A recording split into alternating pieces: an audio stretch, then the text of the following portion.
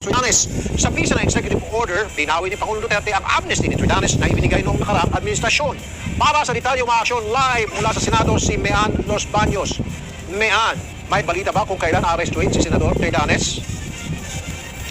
Rafi, hawak ko ngayon itong Proclamation 572. Kopya ito nung inalabas ng palasyo na permado ni Pangulong Duterte. At nakalagay dito, effective immediately yung pagbawi o pag-revoke doon sa amnesty na ginrant kaya Senator Trillanes noong 2010. At nakalagay dito ang pag-uutos ng Pangulo sa AFP at PNP na arestuhin si Senator Trillanes dahil nga raw sa hindi niya pagsulong o pagbibigay ng requirements para doon sa kanyang amnesty. Kasama na daw dyan ay hindi daw siya nag-admit ng guilt para doon sa kanyang kaso na kudeta at mutiny at hindi rin daw siya formally nag-apply ng amnesty. So if you're asking me, kailan mangyayari ito? Anytime, pwedeng mangyari ito dahil ang utos ng Pangulo ay effective immediately. At sa katunayan, bago ako tumayo dito sa live point, ay nakakuha tayo ng impormasyon na may CIDG na pumunta ngayon sa Senate Sergeant at Arms. However, hindi ako ganun kasigurado kung ito ay para na sa pag-aresto kay Senator Trillanes. Pero ang nasa impormasyon mula kay Senate Sergeant at Arms at General Balahaja, ang magiging proseso kasi niyan kung aarestuhin ng isang senador ay sa kanya muna didiretso para ibigay yung warrant of arrest. Iaakit nila kay Senate President Tito Soto at saka ngayon sila mag-uusap kung ano ang magiging desisyon ni Senator Trillanes dahil hindi siya pwedeng arestuhin habang nasa loob siya ng premises ng Senado at kailangan niyang lumabas dito gaya ng nangyari noon kay Senator Laila de Lima. Rafi. Okay, nasaan ba ngayon si Senador Trillanes? At alam niya ba ito, mga development? At kung alam niya, ano ang kanyang reaksyon? Yes. First question, nasaan siya? Nandito lang siya sa may session hall.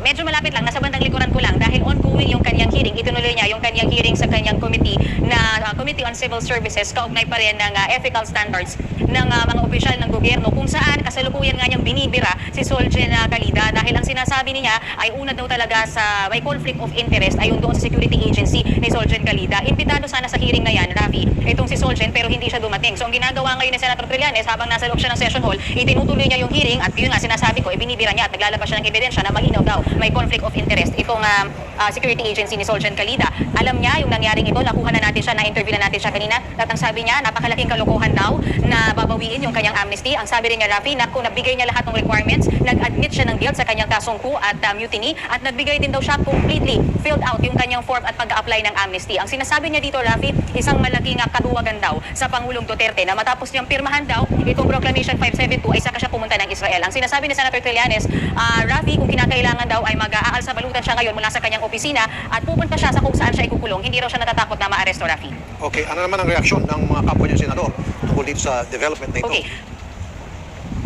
So far, si Senate President Tito Soto ang sinasabi, hinihingi sila ngayon ng formal na kopya mula sa palasyo ng Proclamation 572 para malaman nga kung tunay ba yung pagpapaaresto kay Senator Trillanes. Ang sinasabi nila Senator Gringo, nasan definitely kailangan mag-usap-usap ng mga senador. Kasi alam mo, Rafi, medyo may blur ito ha. Yung panahon kasi ni Senator de Lima, malinaw na may kaso sa kanya. Kumbaga may pinupursue nga drug case laban sa kanya. So ang tanging nagawa ni Senate President Coco Pimentel noon ay maprotektahan na hindi siya maaresto sa loob ng Senado para hindi naman mabastos din yung opisina ng Senado. Pero this far, yung kay Senator Trillanes, medyo ito ay may blur dahil hindi nga ngayon lang daw nakarinig sila Senator Gringo Nasa na pwede palang bawiin yung amnesty. Of course, we interviewed Senator Nasa dahil siya ay nabigyan din ng amnesty before dahil isa rin siya sa mga senador dati nung kabataan niya na nagrebelde din laban sa gobyerno. Ang sinasabi nila Senate President Soto, definitely kailangan magkaroon ng stand ng Senado dito whether to protect or not si Senator Trillanes. And other senators are saying they have to meet as to what to do kay Senator Trillanes. They need to have a solid stand kung sila pa ay mapoprotekta sa kapwa nila senador na active senator pa hanggang sa ngayon, Rafi. Okay, ano naman ang reaksyon ng mga legal expert tungkol dito at pwede pa talagang bawiin itong amnesty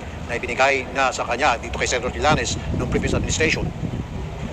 Ang nakausap nga natin kanina si Senator, sabi ko nga si Senator Gringo Nasa, ngayon lang din daw talaga siya nakarinig na pwede nga bawiin yung amnesty na ibinigay na sa isang tao na nagkasala. Lalo for example sa gobyerno. Kasi kung titignan mo kasi yung definition niya, supposedly forgiven ka na sa iyong ginawang pagkakasala o sa iyong krimen na nagawa. Pero dito sa EO kasi, nung binasa ko siya, ang sinasabi dito ay Pangulo ang may karapatang mag-grant ng amnesty, Pangulo din ang may karapatan na bumawi nito. Pero may mahalaga kasi dito, Rafi, nung ibinigay ang amnesty sa kahit sinong tao, hindi lamang kay Senator Trillanes, may concurrence yan ng House of Representatives at ng Senate of the Philippines. Meaning, dapat aprobado rin siya ng Kongreso. Kaya ngayon, ang tanong ng ibang senador, pwede bang unilaterally ay bawiin ng Pangulo ang amnestiya kay Senador Trillanes na hindi pinapaalam sa Kamara at sa Senado? Because as far as the senators are concerned, kanina, nung natanong natin sila, hindi sila nasabihan na babawiin pala yung amnestiya ni Senator Trillanes, Rafi.